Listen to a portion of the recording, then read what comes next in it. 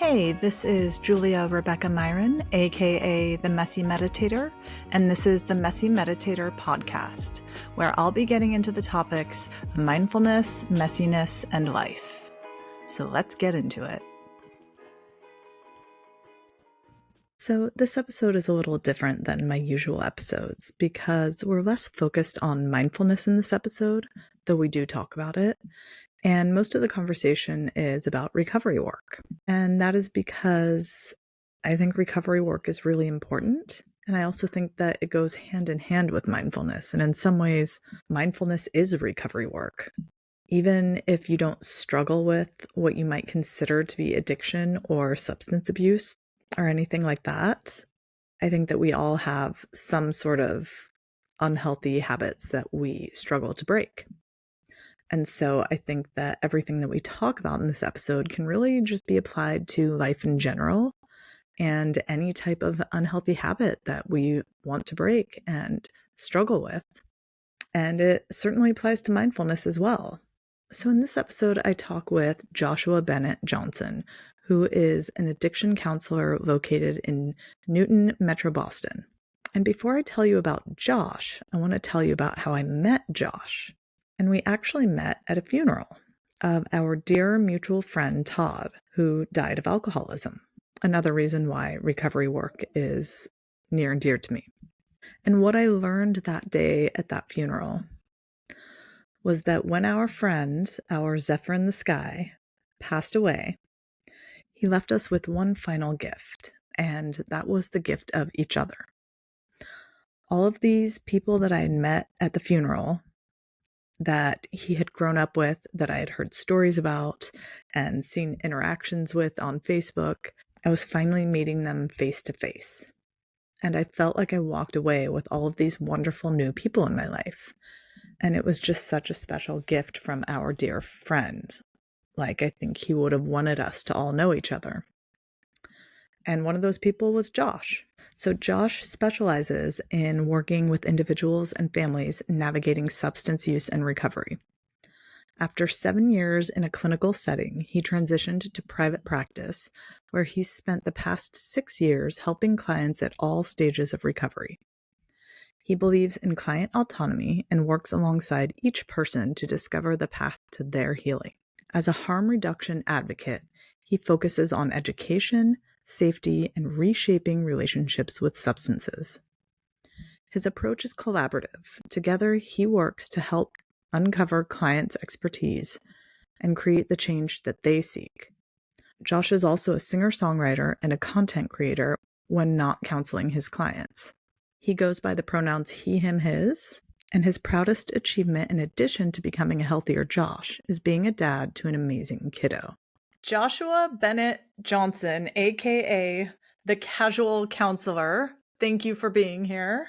Hi. So most of the people I talk to on here, they are specifically and explicitly working in mindfulness. And I Yes. usually start with the question, when did you start meditating and how did you start working with it professionally? So I'm going to take a couple steps back with you and ask, do you have a mindfulness practice? And if so, when did you start meditating and how were you introduced to it? I have a few, and the first story's a weird story.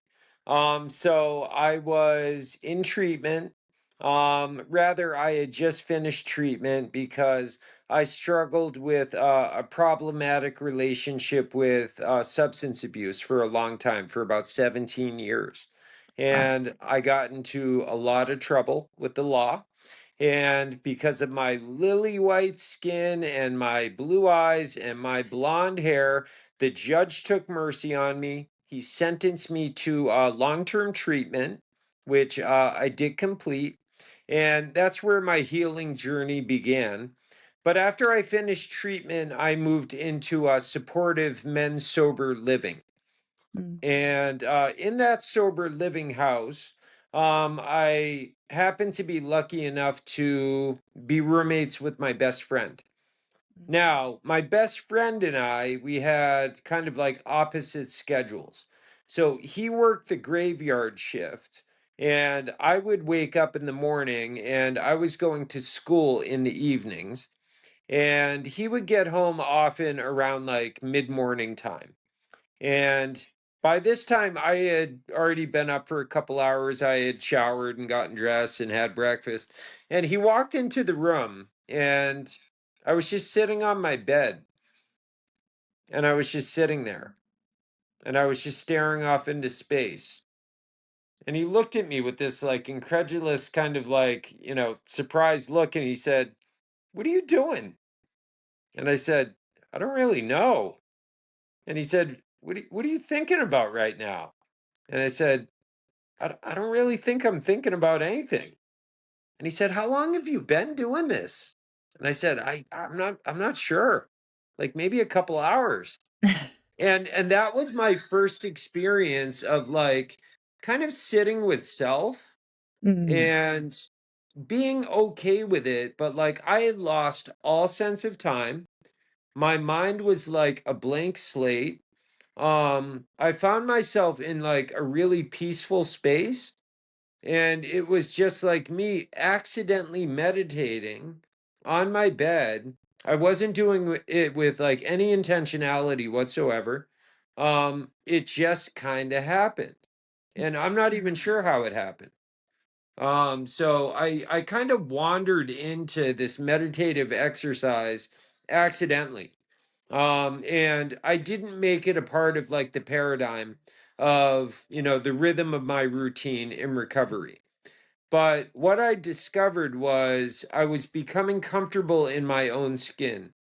And for so long, right? And this is correlated to my substance use.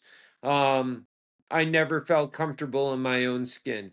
I was a very fear driven, very insecure young man. Um, obviously, there had been some like serious consequences in my life from some of my behaviors related to my substance use. And what I inherited from my mom was I work now as a counselor. I'm a licensed therapist. And so I help people who have substance use disorders and other co occurring disorders. And my mom was the person they would call if ever there was a student on campus who was in crisis, mm, right? So sometimes she'd get calls at like 2 in the morning, mm, and, there'd be like a suicidal student, and my mom was like the go to.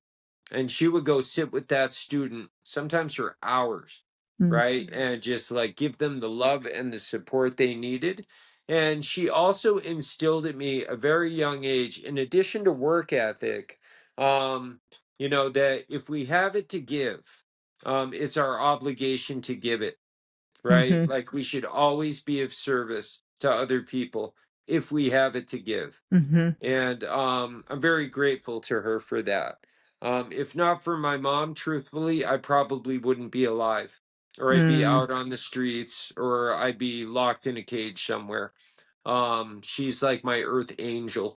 mm, Um, but in addition to, that weird incident like on the bed in the mhm, sober house, what I've also discovered, like in my journey of healing, um, the beach is a good example. I love the outdoors. I mhm, love going for hikes. I love the ocean. When I sit on the beach, I can sit on the beach for like 4 or 5 hours and just watch the tide come in. All right, watch the ocean waves, and there's like no thoughts. It's like a blank slate. So it's not Josh like sitting there with his eyes closed, with his legs crossed, like in a meditation position, like doing any sort of like, specific exercise. mhm, It's just me sitting there kind of like realizing like I'm not an inhabitant of this earth. I am of this earth. Right? Like I am created of like I am that ocean, right? mhm, Like I am those waves. I am a part of this world. And I could sit there for hours, and I am in a place of like pure peace and silence. And I otherwise, like if I'm not at the beach, for instance, I can have that really busy monkey mind where mhm, I'm thinking about like what happened yesterday, what happened 5 years ago, what might happen 5 years from now. like what's Mhm. on the menu for tomorrow. Yeah. Um, but what I do in my practice is I practice what I call solution focused care. Mhm. And what that means is, I believe that the treatment that we offer people who struggle with mental health disorders and substance use disorders in this American culture, I believe we have it wrong. I believe we do it backwards because I believe we focus on the problem. Mm. And what we focus on is the problem and mitigation of relapse. And what we tell clients, and we don't often do this intentionally, but this is what most programs and specialists and doctors and psychiatrists and professionals in this field with a lot of training, what they infer to their clients is this: you're sick. You've always been sick. You're always going to be sick. This is a life sentence. You have a chronic illness. It's fatal, right? And the best you can hope for is a single day, a reprieve, from not going back to that self destructive behavior. And there's no cure for what you have. Now, if you were to hear that from a specialist and you were to internalize that, what kind of feelings do you think that would inspire in you? Well, anxiety, Yeah. a lot of anxiety and Fear? fear and, doom sort of. Doom and gloom, right? Yeah. Hopelessness, right? It's like I have clients, and what they describe to me is what I call treatment trauma. So it's Mm. like it's not their first rodeo. I'm not the Mhm. first specialist they've seen, but the people they've seen before me, the programs they've gone to, that's the message that's been relayed to them. And what they believe is I'm just a relapse waiting to happen, Mm. right? And so it's like they get better for a little while, they feel better for a little while. But when disaster strikes, because they're coming from a place of fear, they're not making healthy decisions when that disaster strikes, right? And in Mhm. this life, it's only a matter of time before like that curveball comes, right? And Mhm. disaster does strike and you lose your job or you lose a Mhm. loved one or like something happens, it's just untenable, right? And you don't Mhm. know how to cope. And what happens with people of our ilk, people who struggle with substances, is they often relapse, right? And what they often do is they go back to the same treatment centers that they went to before where they did really well. So Mm. it's a really good business model because it Mhm. creates this revolving door of relapse. I've been doing groups at this really great program, and I had a conversation with this really nice young man last week, and he told me this is my seventh time at this program in the last year. And I said, Wow. if this is your seventh time at this program in this last year, something ain't right. Something's not working, right? Like, we know why you're here. You have Mhm. a problem with substance abuse, Mhm. right? But what are you not getting from this program, right? That is causing you to come back for like round number seven, Mhm. right? This is a two-way street. Mhm. This isn't all on him. He is not being provided with hope, Mm. right? So, solution focused care is intended to inspire hope and self belief and self efficacy and self confidence.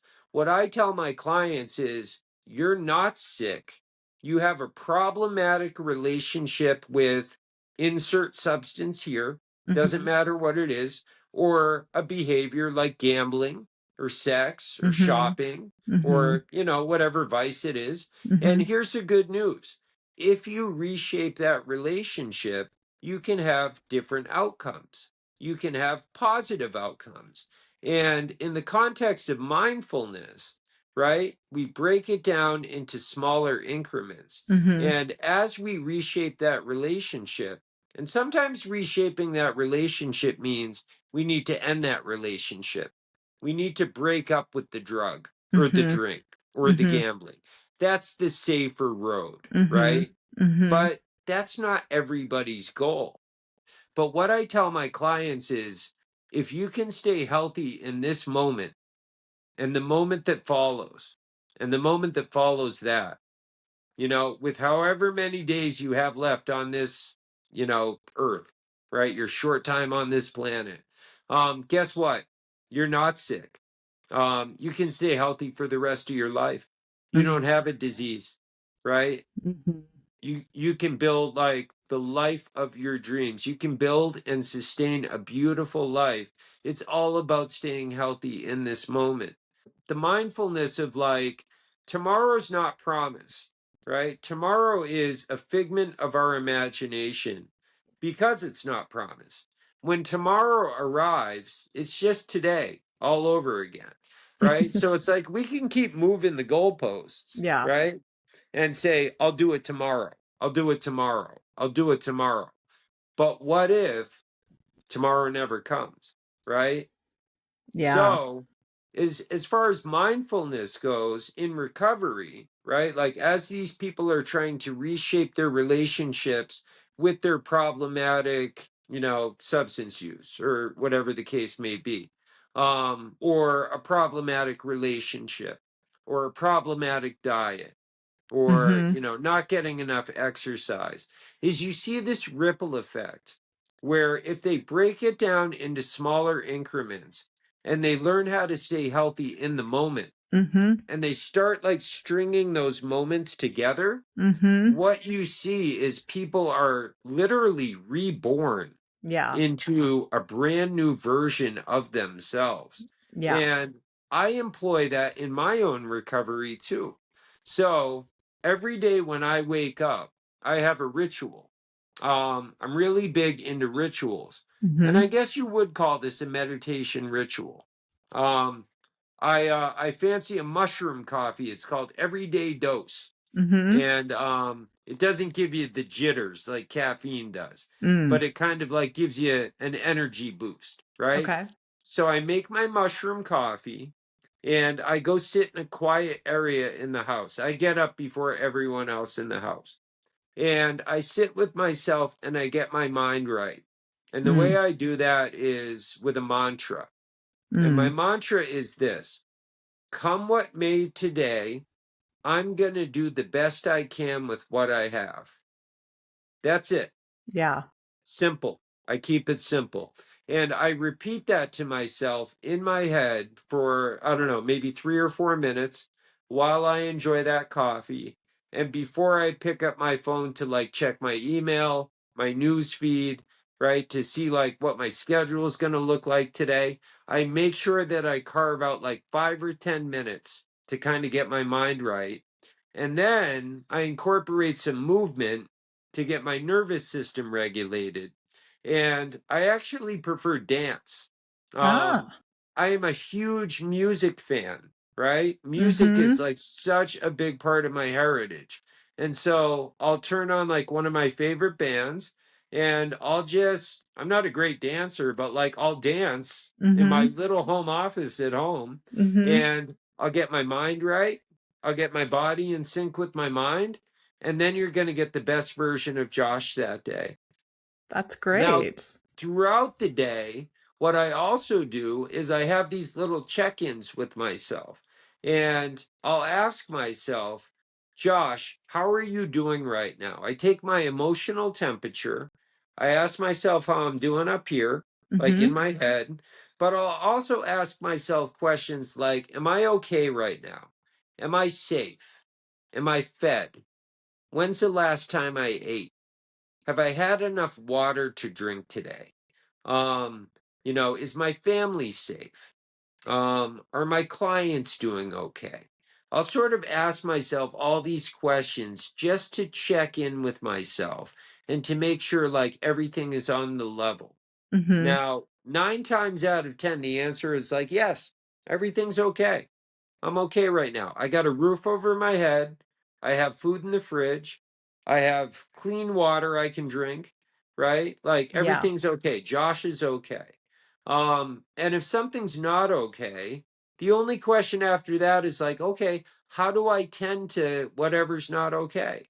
And usually it's a pretty simple answer, right? Because Mhm. there's no serious crisis. It's not an emergency, right? What can sometimes present itself as like an urgent emergency, it Mhm. actually isn't, Yeah. right? It's our brain telling us, like, like this is like, you got to handle this like now. Yeah. And often it's like, no, I don't, you know? Yeah. I can take care of this like later on today, but this doesn't need my attention now, you know? I have other things that like I need to tend to first. I can get to that later. My nickname, that casual counselor nickname. Yeah. So I always say that was gifted to me by a younger client. Now, I don't take this work casually. This is life and death work, Yeah. right? But the casual is associated with my presentation. Mhm. You will never catch me in a suit and tie. I always wear like jeans and a t-shirt. Mhm. And if you look around my office, there's no diplomas hanging on the wall. It's like pictures of rock stars and like counterculture artwork, and it's colorful and it's cool and just like, great decorations, a couple recliner chairs. And when my Mhm. clients come in, I never want them to be intimidated by me. Yeah. I don't want them to feel like I'm someone who has power in the room. And what I always tell them is, I'm not the expert in this room. You're the expert because there's Mhm. only one you. So if I'm doing my job well from moment to moment to moment, what I'm doing is I'm helping you develop and design and then implement your expertise into building, whatever kind of life you want to build, Mhm. right? And always upholding their autonomy. Even if I don't agree, like with the lifestyle choices they're making.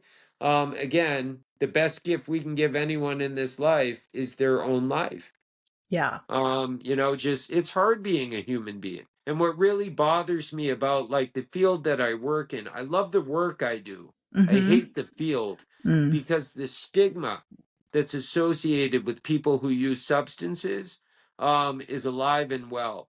And part of my mission is I really want to kill the stigma, Yeah. because stigma kills. Stigma is Yeah. what drives people into the shadows. And it's Yes. in those shadows where people like die alone. Yeah. And we're at risk of like losing a whole generation of Yeah. people. Yeah. And mainly due to like prohibition, but also due to stigma. Stigma, like pushes people away. Mhm. And really, what those people need is in the moment, they need more love, right? They Mhm. need to be embraced. They need Yes. to be brought into the community, And feel not like seen and pushed heard. away from it and feel seen and heard, Yeah. but also treated with love and Mhm. kindness and respect and integrity, where it's like you are so much more than just the story of this problematic relationship that you have with cocaine or Yeah. alcohol or whatever the case may be. Yeah. Yeah, that was one of the first major red flags in my relationship with my ex was he was talking shit about addicts Yeah. like, "Oh, I don't see why they celebrate being sober and just getting back to baseline." And I was like, "Oh, no, no, no, no." And I had to That's what school they him. should be doing. Yeah, and And I had to it's like, school you him don't on know what what. that person's going Yeah, through. I'm like, people in Yeah. recovery climb mountains that most people would never even look at, and they also are starting from like in a deep hole usually. So Like, you know what's funny about that? So I had during my 20s, I had about 11 different therapists. And they wow. were all really nice. They were really kind. They were credentialed. They knew what they were doing, but we never really connected on a human level. And Mhm. so like I never really felt safe opening up to them. Mhm. But then I met number 12. Mm. And his name was Larry Dutra. May he rest in peace. He Mm. died some years back. Mm. And he became like a father figure to me. But Larry was the first person I felt safe, like really opening up to and like sharing all of it. And when I say all of it, I mean like Mhm. all of it. And we worked together for about 5 years before he started getting sick. Mm. And I always used to ask him why. because I knew that like the story of alcohol abuse had like destroyed my family and, compelled my father to like abandon us. So my question was always like, why? Like, why would I ever choose, to like experiment with alcohol or with drugs after witnessing what I've witnessed, right? Like this, like totally like fractured my family. And Larry would tell me, you did it to survive. Mm. And I didn't know what he meant back then, but I understand what he means now, right? I did it to survive what was going on in here. Mhm. I did it to survive the fact that my family had been fractured to begin with. I Mhm. did it for the fact that I was like so fear driven and insecure and had body image issues. And I was always, like worried about like how people were perceiving me. Um, like I was a very scared young person, a very unwell young person. And a big part of my story is about forgiveness. And it's about forgiving younger Josh because I don't really have a high opinion of younger Josh. Mm. Younger Josh was very arrogant, he was very reckless, he was very dishonest, he wasn't very respectful. Um, but what I realize now is younger Josh was just very unwell, right? I was very unwell and I wasn't getting the help I needed. And so I self medicated. Mhm. And here's the problem with drugs, they work. They work really well, right? Like, I'll never forget the first time I smoked a joint, all that fear gone, all that insecurity gone, all that anxiety gone, all that depression gone. And I was in this like magical, like cartoon stoned wonderland. Mhm. And I was with like all my friends. It was like a spiritual experience. Mhm. And so that's when I started to understand what Larry used to, like try to, he drive that point home like, Josh, you did this to survive, Yeah. right? And this was your solution. And the bummer is this, the solution became a problem, Yeah. right? So Exactly. now Yeah. you have to find different ways to cope. And that's where I come into the picture. Like, I'm going to help you brainstorm different ways to cope. We'll find out what works for you, and you can heal, right? And Larry was also very solution focused, like before that was a thing. Mhm. And I credit him with saving my life. I really do. Mm. So I have a question. So would you I from my perspective, I feel like everything that we often are looking for in the bottle or the scroll or the whatever, fill in the blank, can usually be found in the recovery. Would you Yes. agree with that? 100%. Yeah. 100%. It's like It's what we're all looking inside of for. us. Yeah. It's all inside of us. We have all the tools inside of us. It's untapped, Yeah. right? And I don't believe in like, there's one universal truth that I believe in the story of recovery, and it's this: we can't do it by ourselves.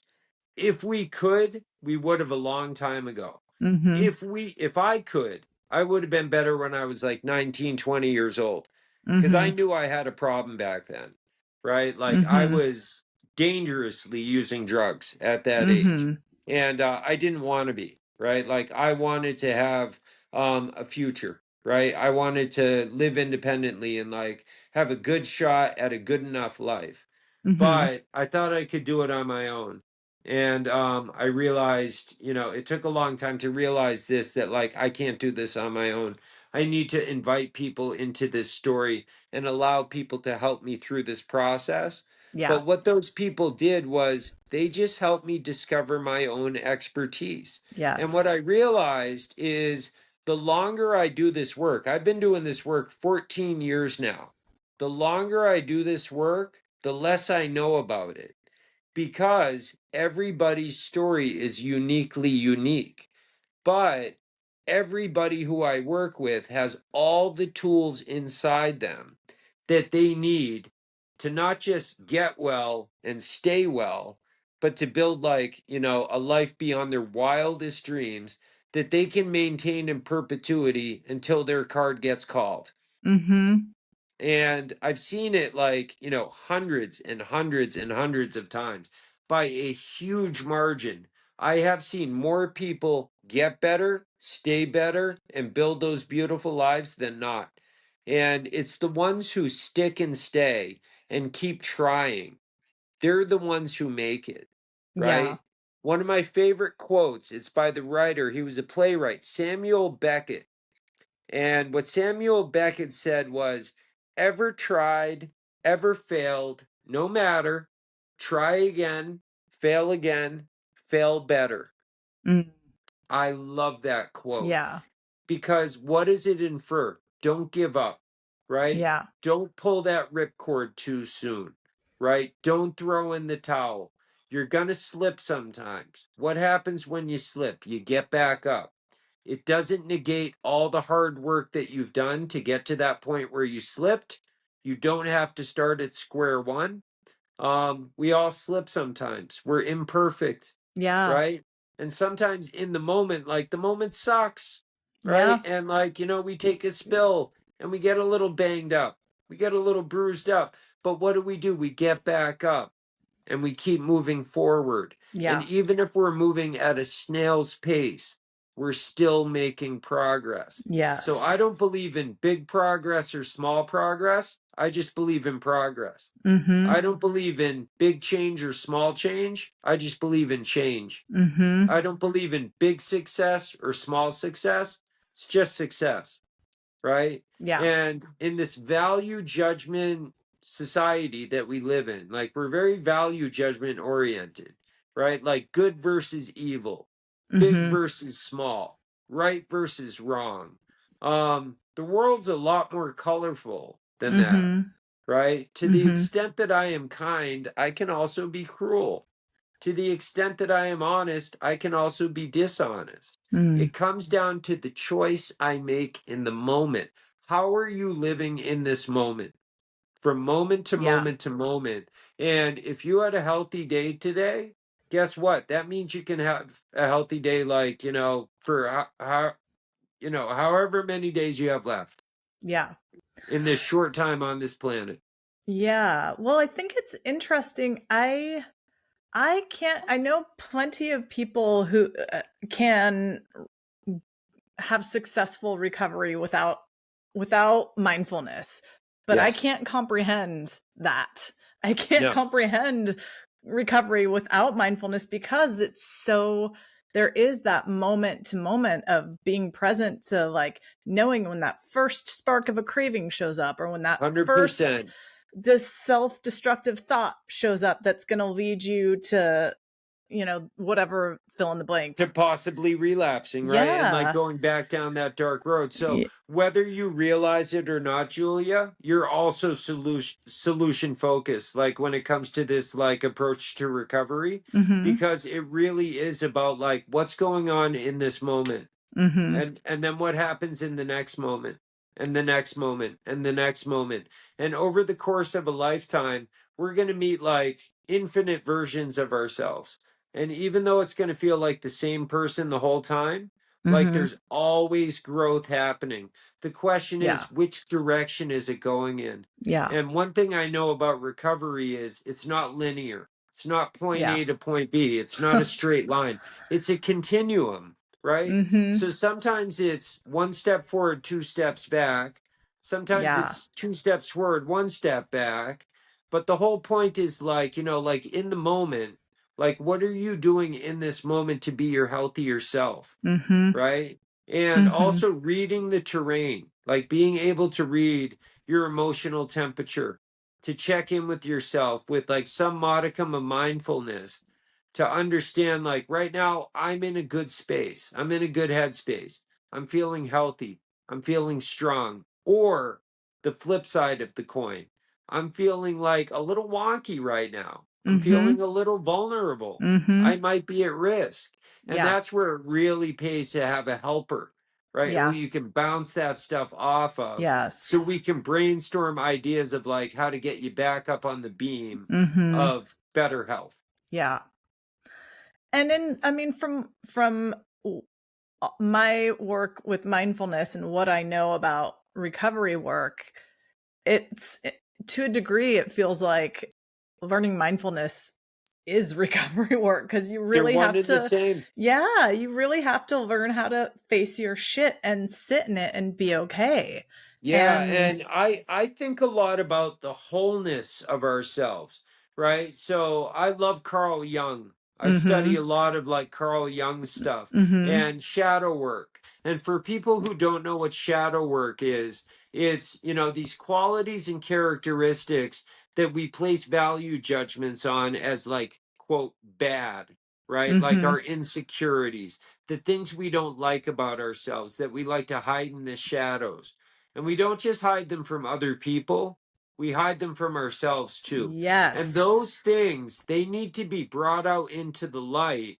They need to be acknowledged. They need to be labeled. But you know what else? They need to be loved, right? mm-hmm, Because they are of equal value to all yes, the positive attributes that we hold in high regard about ourselves, because one wouldn't exist without the other. yeah, So if we're not honoring the wholeness of ourselves from moment to moment to moment, we're selling ourselves short and we're not looking at the big picture, right? And yeah, that's when some of that stuff we hide in the shadows can sneak up and bite us on the ass, mm-hmm, right?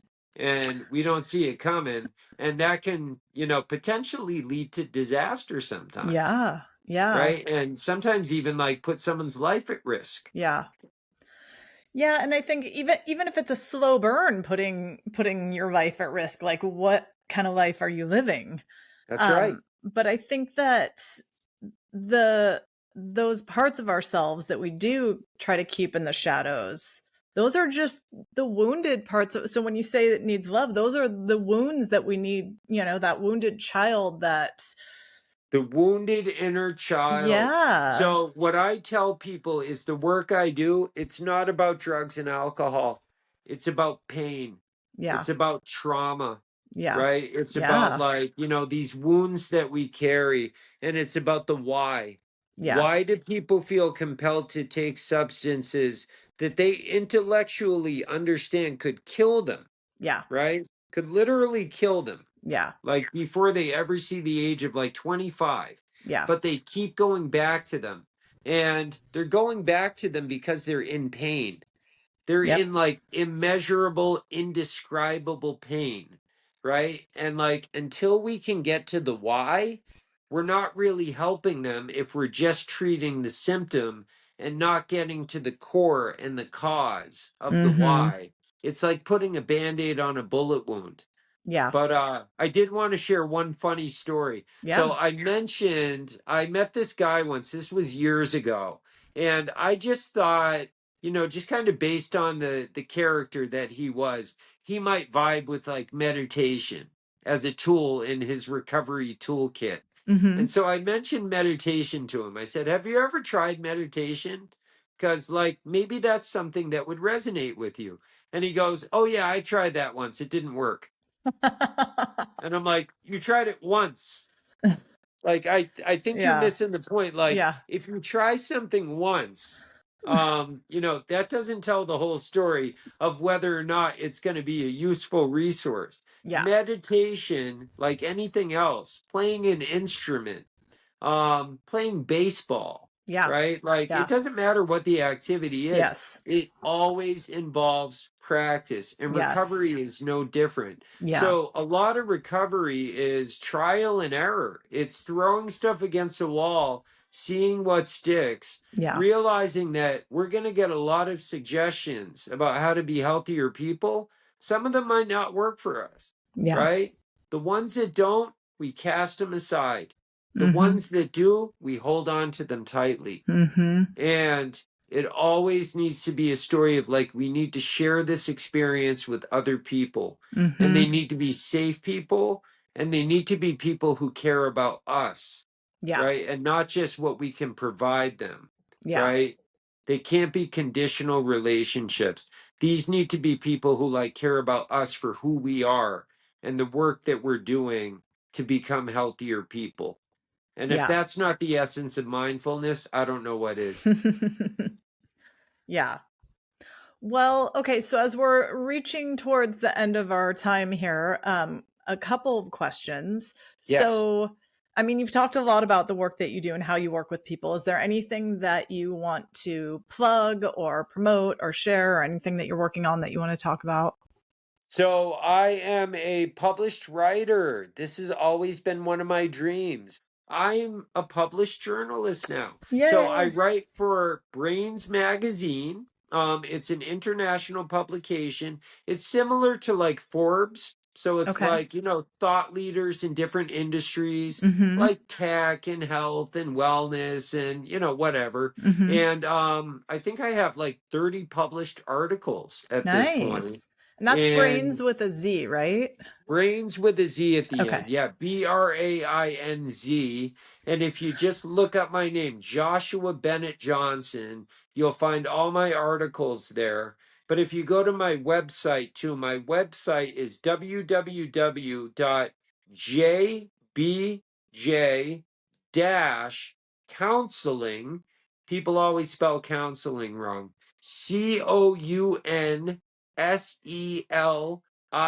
COUNSELING.com.